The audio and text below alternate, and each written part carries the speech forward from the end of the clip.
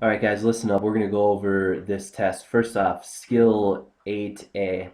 You need to look at your notes. Okay? Everything is going to be the same every single time. To find a vertical asymptote, when is the denominator going to be 0? To find the domain, when is the denominator going to be 0? That you can't have. Horizontal asymptotes, there's 3 special cases. You got to study them. X-intercept, not that hard. Okay, when is the numerator going to be 0? And then y-intercept, plug in 0 for x. Study your notes. 8b and 8c are alike, and so you have to be careful of what you're doing, but it's the same as if it were just numbers. In order to multiply fractions, you multiply straight across. And number 1 is division.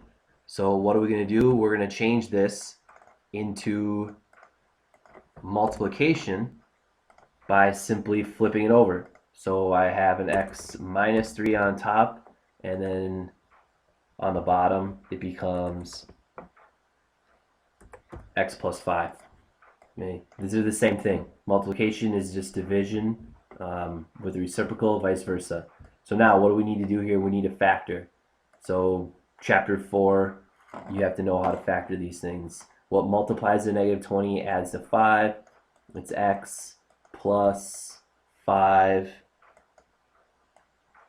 and an x minus 4 on top there. You can pretty much just make this whole thing a one fraction because you're just multiplying straight across the top. So you also have an x minus 3 up there.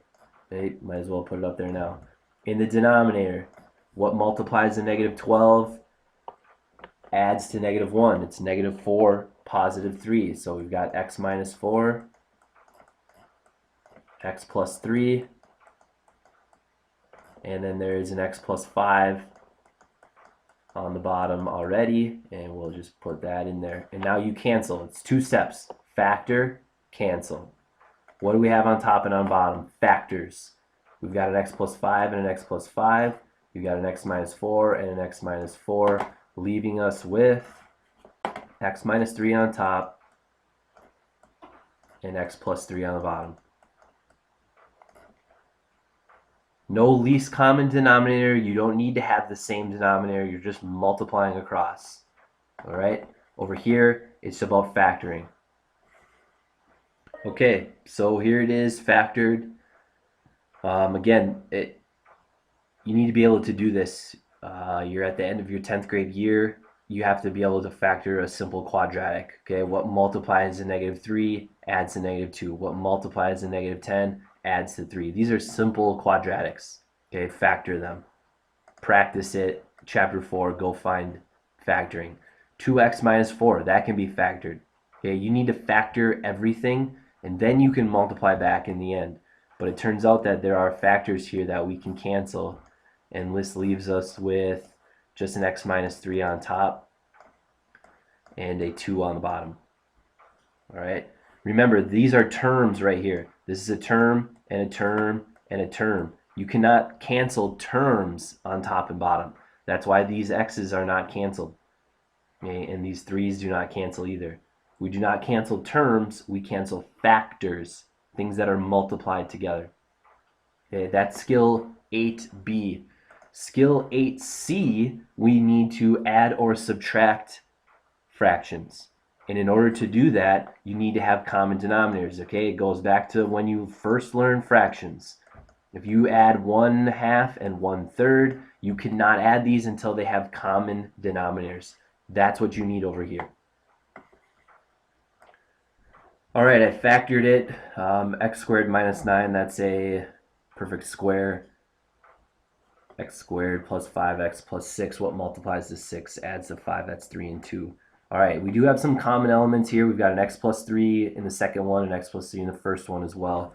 But our least common denominator has to have everything. So it's going to have x minus 3, x plus 3, but also the x plus 2.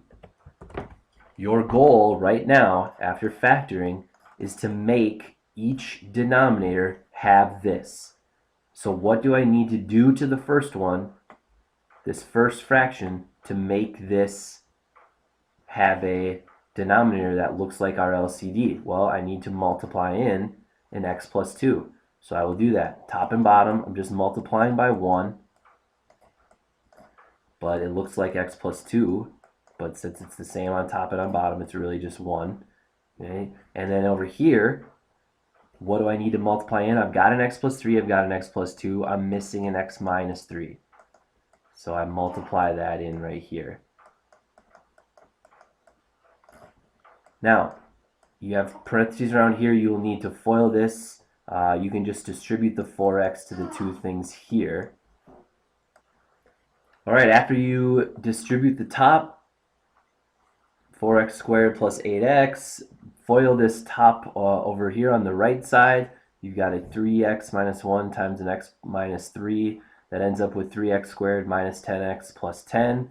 And one of the most common mistakes, of course, is to distribute this negative to only the negative 3, or to this positive 3 at the time. 4x squared minus 3x squared will give you 1x squared. Then it's 8x minus negative 10, which is going to be a positive 10. So it's 8 plus 10, and then finally it's a negative 3. And so your final answer is here. And I don't believe that this is factorable. I don't know of anything that multiplies to negative 3 but will add to 18. And so this is where you leave your answer.